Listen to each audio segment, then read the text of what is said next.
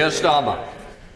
I hear what the Prime Minister says and the way in which he puts it, and I hope that may mean we'll see some action in the near future. Last week, Putin summoned to the Kremlin the cronies who prop up his regime. They dipped their hands in the blood of Putin's war.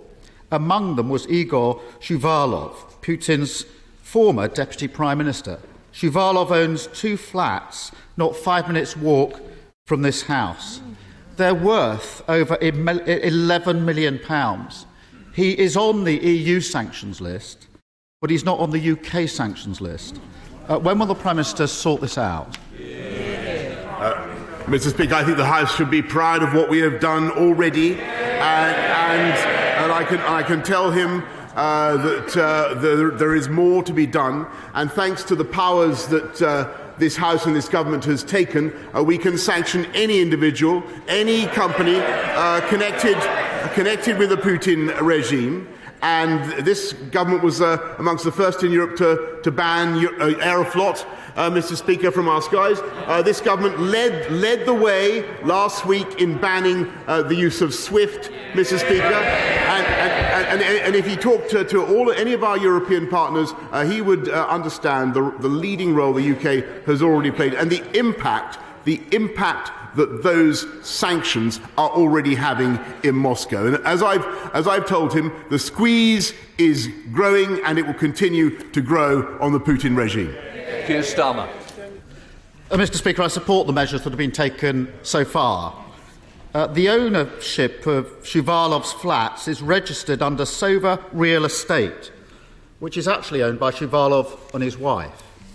We only know which oligarch lurks beneath that shell company because of the information obtained and disclosed by Alexei Navalny. Navalny, of course, was poisoned by the Russian state, and he now sits in a Putin jail. Transparency is essential to rooting out corruption. It should be built into our law, but it's not. And I'm ashamed that we only know about Shuvalov's Westminster flats because a dissident risked his life. Is the Prime Minister?